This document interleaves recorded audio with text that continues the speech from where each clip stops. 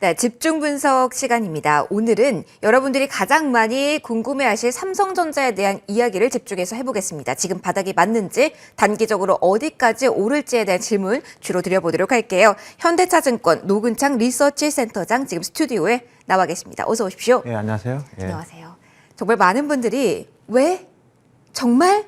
라는 물음표를 가장 많이 던지시는 종목이 바로 이 삼성전자라서 오늘 이야기를 좀 풀어가 볼게요. 먼저 센터장님, 실적은 네. 1분기 좋았습니다. 네. 2분기까지 좀 좋을 수 있는지 펀더멘탈 측면을 먼저 조명해 보도록 할게요. 어떻게 지금 자리 보십니까? 1분기 실적은 환율 효과도 일부 있고 낸드 제품 가격도 조기 반등을 해서 1분기 실적은 시장 예상치를 크게 상회를 했고요.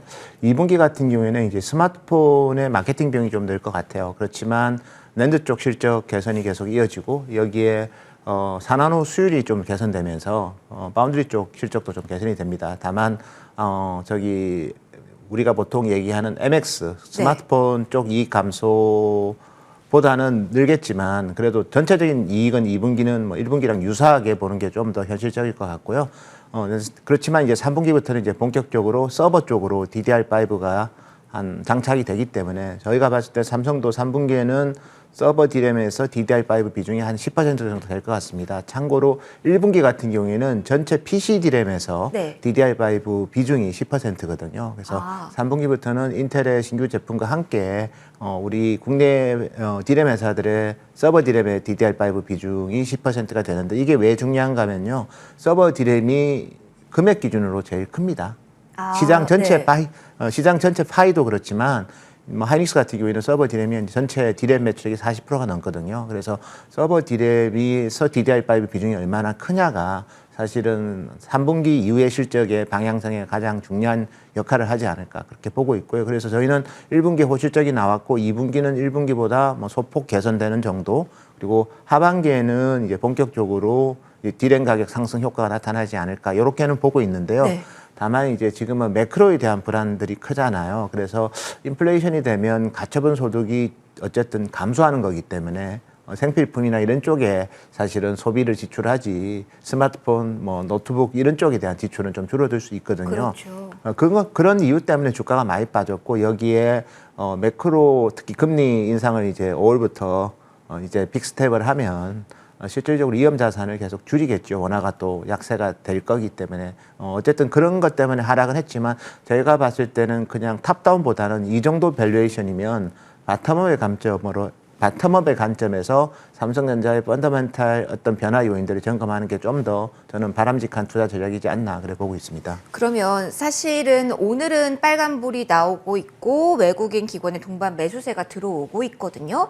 그러면 지금 이 정도 자리가 매크로적인 악재를 거의 다 반영한 상태 52주 지금 신저가가 며칠째 지금 이어지면서 우려가 많으실 텐데 조금은 이 정도 자리에서 마음을 놓아도 되는 걸까요? 저희가 봤을 때는 매크로의 이슈와 그다음에 최근에 이제 주가가 좀 더 하락해야 하는 배경에는 이제 바운드리에 대한 불안감 이게 두 가지가 있는데요. 지금 주가 수준이면 그것까지도 좀 반영을 많이 하고 있다. 그 우려까지도 하고 있다. 예, 그래서 바운드리에 대한 경쟁력은 TSMC랑은 TSMC 시가총액 10분의 1도 안 되게 지금 밸류에이션이 지금 시가총액이면 설명이 되기 때문에 근데 그거보다는 좀 괜찮거든요, 사실은. 그리고 문제점도 좀 많이 해소되고 있는데 이 부분에 대해서 시장에서 아직 소통이 안 되고 있어요. 근데 사실은 저희가 봤을 때는 삼성이 이제 그런 진단도 했습니다, 바운드리에 대해서. 그래서 문제점도 어느 정도는 찾았고 그 해소 과정에 있는데 그걸 시장이랑 아직까지 소통은 안 하고 있어요. 그러면 수율이 가장 큰 문제인데 이런 문제를 지금 개선해 나가고 있는 움직임인데 시장과의 소통을 충분히 하지 못해서 조금 이게 괴리감이 큰 걸까요? 네, 저는 그렇게 보고 있고요. 그래서 이달 말에 이제 확정 실적 나올 때 아마도 많은 분들이 그 질문을 할 겁니다. 그러면 과거에도 5나노 수율이 안 좋다고 했는데 실제로 5나노 양산도 못 한다고 대만 신문에 나왔는데 실제로 양산을 하고 있었거든요. 그래서 실적 설명회 때 그 질문이 나오니까 우리 지금 하고 있다 하면서 그 우려가 좀 해소가 됐는데 제가 봤을 때는 바운드리 그다음에 GOS 그리고 일부 티어1 고객의 TSMC 이탈 이 세 가지가 사실 보면 연결고리가 있는 건 아니에요. 근데 지금은 있는 건 아니에요. 근데 GOS 때문에 이 세 가지를 다 같이 보는 건데 어차피 티어1은 GPU고 두 번째 이 바운드리 4나노랑은 사실은 이 GOS랑은 조금은 약간은 수율과 그다음에 발열과는 조금 별개의 문제인데. 네, 그래도 이게 TSMC랑 격차가 있는 건 인정. 그런데 인텔에게도 좀 뺏기고 있다라는 뭐 이런 이야기도 사실은 불안감을 지금 조성하는 이유 중에 하나거든요. 우리가 이제 기업 입장에서도 그렇고 투자자 입장에서도 그렇고 이게 팩트가 있고 그냥 막연한 불안감이 있고 그렇죠. 잘못된 거짓 정보가 있는데 사실 저는 뭐 어차피 팩트 체크 위주로 저희는 주로 보고 미래에 대한 뭐 방향이야 뭐 팩트 체크만 가지고는 예단할 수는 없지만 현재 상황을 보면 상당히 잘못된 정보들이 많이 녹아 있는 밸류에이션이기 때문에 저희가 봤을 때는 뭐 저는 매크로 이슈 뭐 이런 거 이상으로 다른 정보들도 많이 주가에 부정적으로 녹아 있기 때문에 그런 부분에 대해서 어느 정도 불안감이 해소되는 시점에는 좀 의미 있는 반등을 할 수 있지 않을까. 그래서 일단 그렇게 본다면 4월 말 확정 실적이 1차적으로는 중요할 것 같아요. 기본적인 반등을 네. 위해서. 그때 시장과 어떻게 공유하고 또 삼성이라는 기업도 어쨌든 뭐 그렇게 뭐 팩트 아닌 내용을 막 투자자를 잘 내기 위해서 얘기하고 그러지는 않습니다, 사실은. 그러니까 소통하는 지금은 창고가 부족했기 때문에 이런 오해가 쌓이고 그렇기 때문에 주가가 지금 이렇게 왔을 수도 있다라는 건데 그럼 기본적으로 뭐 여러 가지 이슈가 있겠습니다만 M&A도 살짝 기대를 하고 있거든요. 요거에 대한 모멘텀도 이번 실적 발표 이후에 좀 나올까요? 저는 뭐 계속해서 M&A 힘들다고 저희는 얘기를 진짜요? 하고 의미 있는 네. M&A는 지금 시대에서는 힘듭니다. 각 네. 국가에서 다 자기 핵심 기업을 보호하려고 하는데 누가 살려고 합니까? 근데 사실은 이렇게 누가 팔려고 하겠어요, 그걸. 파운드리를 삼성전자가 키워야 된다. 이게 모멘텀이다라는 이야기가 나와서 결국은 여기에서 M&A 이슈가 터져줘야 된다라는 일각에서는 분석도 있어서요. 근데 뭐 센터장님. 파운드리에서 인수할 만한 회사는 없습니다. TSMC는 시가총액이 삼성보다 더 크니까 일단 네. 불가능하고 네. 나머지 회사들은 기술적인 선단 공정은 뭐 전혀 도움이 안 되는 회사들이기 때문에 지금 삼성과 TSMC는 선단 공정에서 경쟁을 하는 겁니다. 7나노 이하에서 시장 점유율 90% 이상이 TSMC고 10% 정도가 삼성이라서 여기서 뭔가 더 나은 기술 개선을 위한 그 정도의 뭐 변화는 필요할 수는 있겠지만 파운드리 회사를 인수한다거나 아니면 아날로그 디바이스 회사를 그러니까 아날로그 반도체 회사를 네. 인수한다거나 그거는 뭐 지금 현재 상황에서 파운드리는 필요도 없을 뿐더러 아날로그 반도체 회사들은 그런 지금 각 국가의 그 자국 산업 보호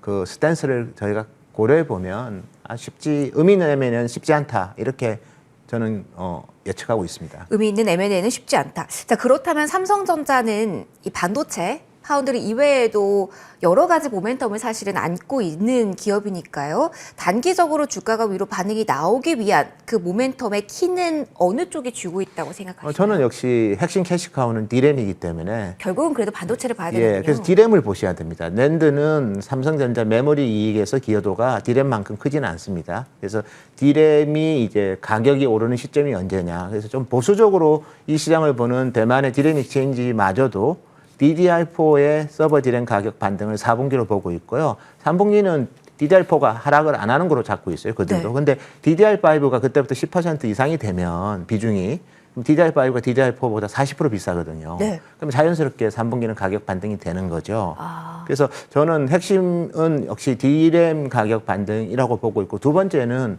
좀 더 가속계가 되려면 파운드리에 대한 오해들 이런 부분들에 대해서 시장이 조금은 지나치게 우려했구나.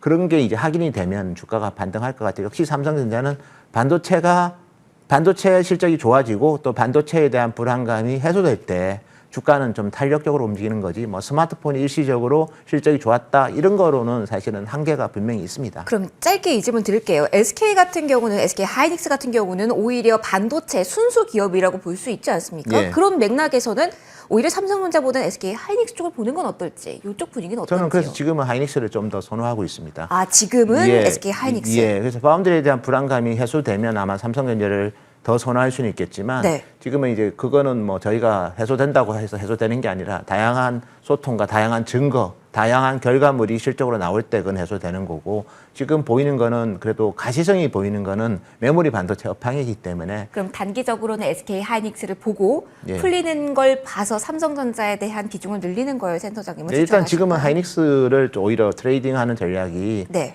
저는 개인적으로 지금 가격이면 바이앤홀드도 좋다고 보지만 매크로에 대한 이슈가 워낙 강하기 때문에 네. 트레이딩 한다면 오히려 하이닉스가 좀 더 매력적이지 않나 그래 보고 있습니다. 그래도 삼성전자에 관해서는 서서히 그래도 확인을 하기 전까지는 저점이라고는 보시는 거죠? 네, 저는 지금은 이제 뭐 어쨌든 PE 기준으로 보면 네. 9배 정도고 PBR로도 1.4배면 이 정도 밸류에이션은 항상 저점이었고요. 네. 그래서 그런 관점에서 보면 이제 저점인데 저점에서 더 흘러내리느냐 아니면 계속 행보하느냐의 차이라고 보시면 될 것 같습니다. 알겠습니다. SK 하이닉스와 삼성전자 어디에 무게를 두고 어떻게 전략을 취할지에 대한 팁들 들어봤습니다. 지금까지 현대차증권 노근창 리서치센터장과 이 시간 함께 하셨습니다. 고맙습니다. 감사합니다.